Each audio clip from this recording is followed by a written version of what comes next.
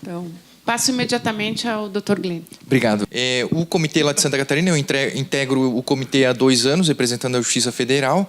Ele também é composto pelo sistema de justiça, todos os integrantes, e também pelo sistema de saúde, enfim, com um destaque importante para os gestores, né, especialmente o Conselho de Secretários Municipais de Saúde e a Federação Catarinense dos Municípios.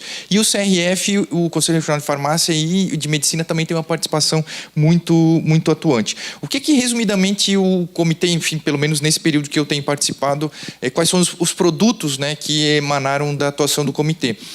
Recomendações e enunciados. Eu mandei para o e-mail de todos os colegas que tiveram a inscrição deferida para esse evento, de todos os enunciados. São aproximadamente 16 ou 17 enunciados.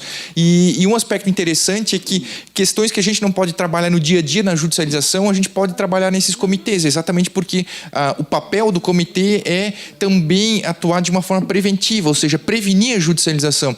Então, tem enunciados muito interessantes ali que dizem até respeito à forma de gestão, porque, inclusive com a participação dos gestores. Tem um enunciado que sugere que, sempre que possível, o secretário municipal de saúde tenha um conhecimento da área, para evitar aqueles casos que muitos de nós conhecemos e o motorista da ambulância, de repente, foi nomeado a ser secretário de saúde. Coisa que, no aspecto jurisdicional, seria extremamente delicado de um juiz deliberar. E é definido e é aprovado de uma forma muito consensual e muito interessante. Um outro aspecto é esse item 3, que é o controle do ato médico.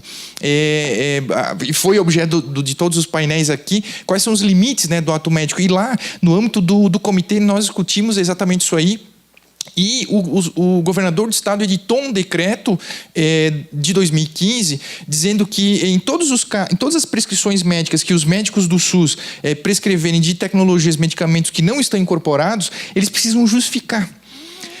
E aí nós sugerimos, eu até encaminhei para a Fernanda Terrazas, que participou da mesa de ontem, que é a assessora jurídica do CONASENS, ou seja, das Secretarias Municipais de Saúde do Brasil, de repetir isso no âmbito de todos os municípios. No âmbito dos municípios de Santa Catarina, vários editaram isso e tem um resultado muito positivo. Por quê? Porque foi aquilo que o médico da mesa anterior demonstrou isso. O médico precisa ele se responsabilizar pelo ato médico. E nós não estamos acostumados a ver isso. Prescreve qualquer coisa e ele não se responsabiliza. E esse decreto aí, ele demonstra exatamente muito bem isso. O item 4, uma providência também muito interessante, que foi um convênio que todos os órgãos celebraram, os órgãos do Sistema de Justiça, Ministério Público e nós também da Justiça Federal, com a Secretaria Estadual de Saúde, para ter acesso àquilo que se chama de Siscomage, que é o sistema de todas as informações sobre os medicamentos que já estão incorporados no âmbito do Estado de Santa Catarina. Isso levou que houvesse a redução de 60% das ações civis públicas pelo Ministério Público Estadual, porque eles fazem uma análise prévia de todas as informações técnicas sobre as tecnologias já previstas lá, e evitou muito a judicialização estadual. E no Ministério Público Federal, no ano passado, foram ajuizadas só 34 ações civis públicas em todo o Estado de Santa Catarina por conta do uso desse instrumento. O item 5 são os formulários.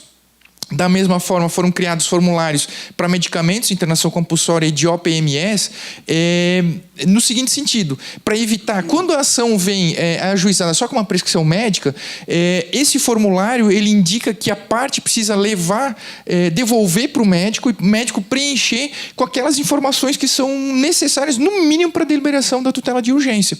E aí foram aprovados, por exemplo, lá na vara em que eu trabalho, o juiz substituto, nós subscrevemos uma portaria determinando que na petição inicial seja emendada sempre que ela não tiver informações suficientes para análise do caso clínico. Fizemos a portaria, encaminhamos para a corregedoria e, portanto, é uma medida interessante para utilizar. O NATJUS. Em Santa Catarina existe o NATJUS. Nós tivemos uma dificuldade muito grande de permitir que a Justiça Federal possa obter as notas técnicas do NATJUS, porque a resposta que a Secretaria do Estadual sempre nos trouxe é que a Justiça Federal, de regra, não dá problema ao Estado de Santa Catarina na judicialização. São 30 mil processos até o ano passado, até dezembro do ano passado, são 30 mil ações em tramitação na Justiça Estadual e 6 mil na Federal. E E a resposta é, além do aspecto quantitativo, um número muito maior no âmbito da justiça estadual, é que na Justiça Federal os juízes seriam muito mais cuidadosos. Então, eles precisam priorizar primeiro a Justiça Estadual e depois. Eu minutei já um acordo, um convênio, já encaminhei para o nosso diretor do foro e possivelmente só está aguardando a resposta do secretário estadual de saúde para fazer a assinatura desse convênio e possivelmente, num primeiro momento, vai ter um projeto piloto lá na subseção de Itajaí e ampliação na medida do possível. Participação do comitê em eventos regionais, especialmente a FECAM, que é a Federação Catarinense dos Municípios, e o COSENS, eles fazem com periodicidade eventos no âmbito das regiões e o comitê tem participado, enfim, levando essa posição, enfim, de uma postura mais equilibrada, de que forma que os municípios podem atuar também, as secretarias municipais e da mesma forma a Secretaria Estadual de Saúde. O item 8 trata de uma nota técnica que nós estamos deliberando agora, atualmente, no comitê lá, porque o que aconteceu no Estado de Santa Catarina. O Procurador-Geral do Estado oficiou ao corregedor do TJSC indicando uma conta para os sequestros de valores, para cumprimento de decisões. O corregedor do TJSC enviou um ofício circular para todos os juízes e para todos os diretores de secretarias de todas as comarcas de Santa Catarina. O que aconteceu? Os juízes acabaram adotando como medida primária, sempre para cumprimento da decisão, o sequestro. E isso tem gerado um problema, porque o judiciário tem sido gestor agora de tudo. Enfim, uma série de problemas, e agora nós estamos elaborando uma nota técnica para dizer, olha, primeiro cumpra essa decisão, a obrigação de fazer. E, excepcionalmente, se não for possível, aí sim se faça o sequestro dos valores. A lei que eu comentei rapidamente ontem numa mesa, a lei da unificação e da transparência das filas, existem várias filas, enfim, de internação, de procedimentos e tal, foi publicado no ano passado, em janeiro desse ano, essa lei, que foi também gestada no âmbito do comitê.